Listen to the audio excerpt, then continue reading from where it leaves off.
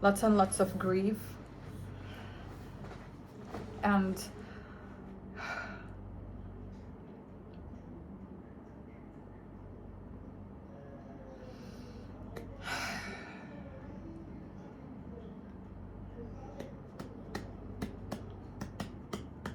I'll get over it. I literally will. I will go on with my life. I will chase my dream. I will redirect my hunger for love to life. I will be so hungry for experiences. I will be so hungry about chasing my passion, doing my passion, chasing my dreams, trying to get that scholarship and start a new life. I will redirect all of my broken pieces. I will rearrange it. I will transform. And nobody can stop me now. And to be honest, like having this pain is one thing, but the other thing is I also have this relief, like big relief, because if this person didn't make the decision to leave me, I wouldn't have left him. I wouldn't. I would fight for him until I got nothing. And I think what I'm going through right now is a big lesson that I should learn, a very valuable lesson that next time I'm in love, I shouldn't be that way. I should have more stronger boundaries, because I feel like there are moments in that relationship where I had to abandon myself. And it was something that I never really wanted to admit. But deep down, I always knew. But at the same time, I feel like, well, this is the thing that we do for love, right? But to be honest, the pain is one thing. The other thing is just relief. I am feeling it all at once, the relief and the constant pain. Like there is this physical pain in my stomach. Like it kind of hurts. I don't know if it's something that I eat or if it's just like this grief manifested on my stomach right now. But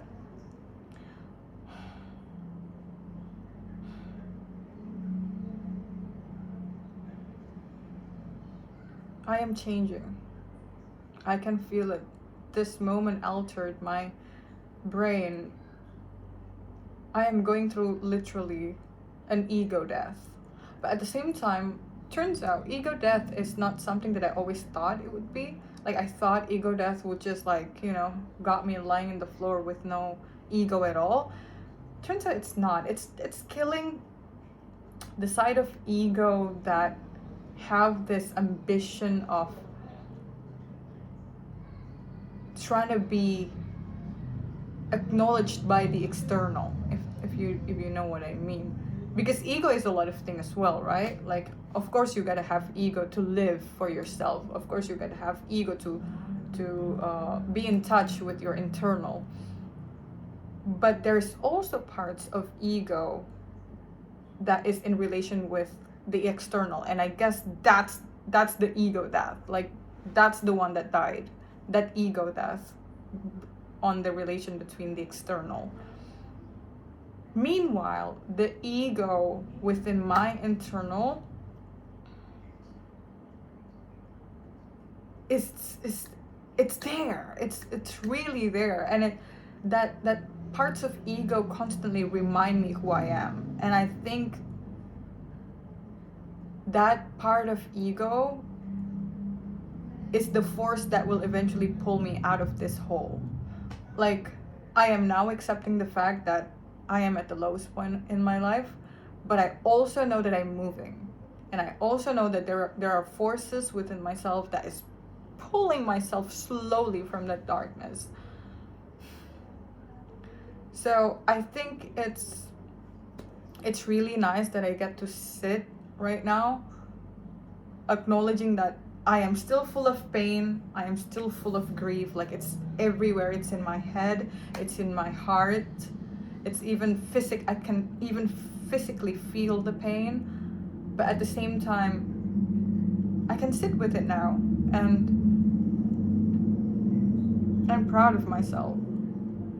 If my future self is watching this, I just want her to know that I am so proud of you. It takes so much courage to get to this point, because I think I knew what I did yesterday after I making that crying video for the first time ever again.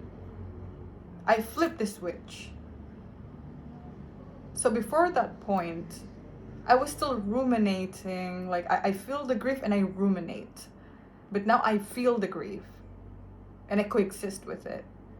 And sometimes when my mind tries to ruminate, I allow myself just for a little while. So I kind of lean in, but then I would pull myself out again. Not in a way that I'm avoiding the grief, but I feel like I have done the acknowledgement.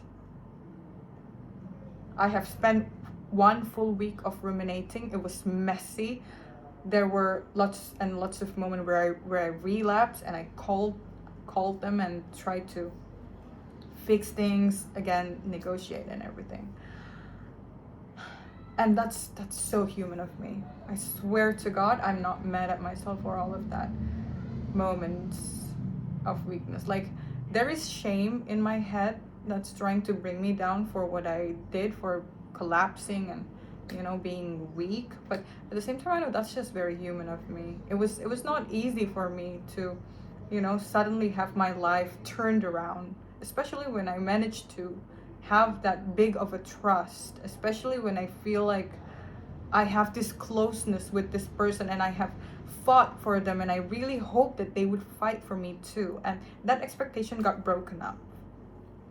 That expectation just like, so of course it would be hard for me, and of course I would ruminate in that. That is the natural way to go. It would be scary if I didn't go through a fucked up moment, or like those kind of thing after this relationship, because I know how valuable this relationship is to me. So many lessons, so many good times. And I think I've had enough of ruminating in only the good moments. So now I feel like my brain is starting to see like everything. I rewatched some of my videos in this channel when I was still dating the person. And I realized that I was suffering in that relationship. Like, there are lots and lots of time where I was really fighting for that relationship. Like, I had to regulate myself over and over and over through variants of disappointments, and I gladly did that for that person. But now I feel like, looking back, I kind of want to hug her, like, you are so strong, you are such a strong person, and you have such a big heart for even wanting to to keep like regulate and forgive and go through all of that chaos voluntarily. I think that's my biggest lesson. And like, I think out of all of this story, I remember this one story. I think Shakespeare told this story. It's about a Greek god. I really forgot, but I saw like, oh yeah, I was right. It was this scene from Hamlet, but I haven't watched the movie. And he was talking about a Greek god who had a lover, but then his lover died, so he went to the underworld and negotiate to the god. Like, he really begged to God to just bring this person back to life, to bring his love back to life. And the god or the goddesses in that realm grant him his wish, but under one condition. So the condition is, as you descend your way up from this underworld, your lover will follow you right behind you, but you must not turn around and check if she's there. And so he agreed. He agreed to that deal. And then as he descends his way out from the underworld, he listens. He listens and he listens and he tried to hear the footstep of his lover. He walks and he's just like trying to listen, like, and he couldn't hear it. He couldn't hear the sound of her footstep at all. And until at one point, he turns around out of fear because he feels like, what if she's not there? And once he turns around, he basically break the deal off, and his lover is forever trapped in the underworld. Now, out of that story, somebody says that it wouldn't be his character if he didn't turn around. Somebody said that this tragedy is something that is meant to happen because he turned around out of the immense love that he had for her. Like, he really just wanted to know whether or not she is there. And somebody said that if he doesn't turn around, he won't be the type of person who would even go to the underworld in the first place to beg for his lover to come back to life. I think from that story alone, it resonates deeply to where I am in life, especially if I have to think about what has happened 1 week after the breakup, where I was like a literal mess. I couldn't contain myself. I was crying all the time and I keep relapsing to this person. And whenever I talk to him, I would still find comfort inside the conversation. Even though it's actually over, I would still find comfort, and then it would boost my hope. It would keep my hope alive, thinking that, oh, this is still fixable. I can still get him back. This is not over yet. Something must happen. He's gonna come back, and all of that. Like I was going through that phase, and it was really difficult. And I keep on running back and just like destroying myself, actually, because I feel like every time I beg, because God damn it, like I have to admit it, I beg and beg and beg him.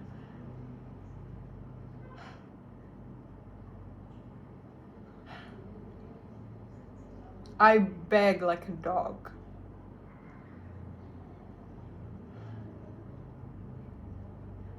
I beg like a dog. And I think that is the saddest thing out of all of the situation. The fact that I beg, I don't even know how much for.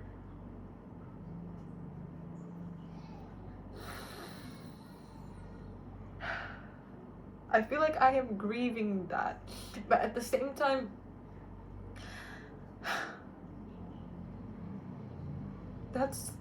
I begged and begged because that's how I love. I feel like I wouldn't be me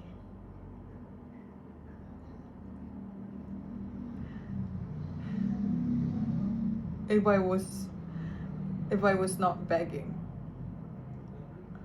I think I begged because I was so full of love, and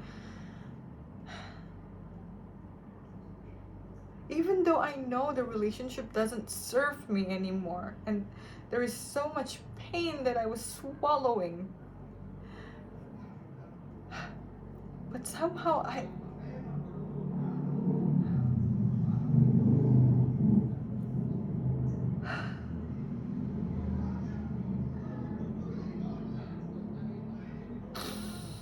just want to hug myself. Like, I really want to hug that version of myself because I know how heavy it is for her. And how low she felt doing the begging.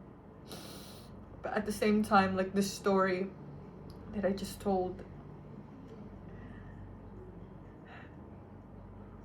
if I didn't beg,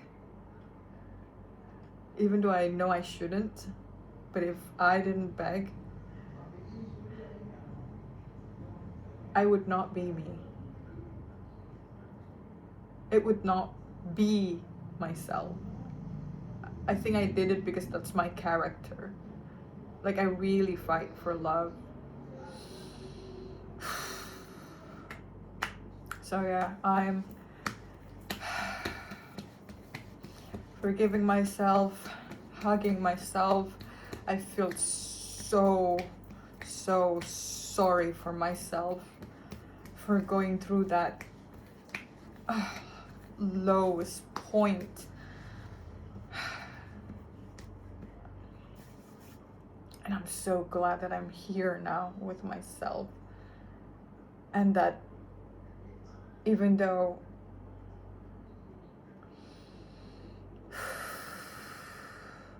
not instantly, I know that I'm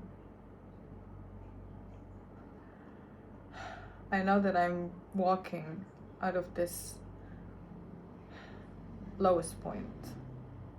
I know right now I am no longer somebody who stays in the lowest point. I am moving. Even slowly, but I am moving. Even just one step each day. Give me 2 months. I will still be in that dark tunnel, but I believe that I am so much more closer to the light. And I suppose once I reach the light,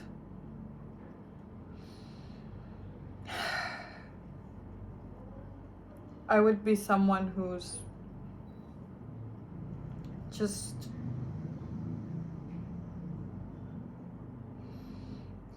more loving.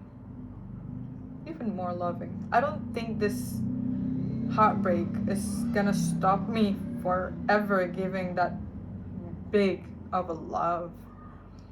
I suppose there is parts of me that wants to scream that, like wanted to say like, oh fuck love, I'll never trust anybody again, and I'll never love again. I don't need love. There's that part of me that keeps saying that, but I know that's just my angry side that I have to acknowledge, because what a loss would it be for me to go through all of this and decide to kill what I'm made of. I realize that I am made out of so much love that I have poured into myself for a long time. When nobody was there to love me, I was there to love me. Since I was a kid, I've been my own person. So no wonder that I was able to love that deep. And I suppose maybe my future self would relate to this, but more in a contained way. Because eventually I should also be more thoughtful and careful on who I could give my all. And I suppose whoever you are that is watching, you probably already have this wisdom in mind. So you probably would relate.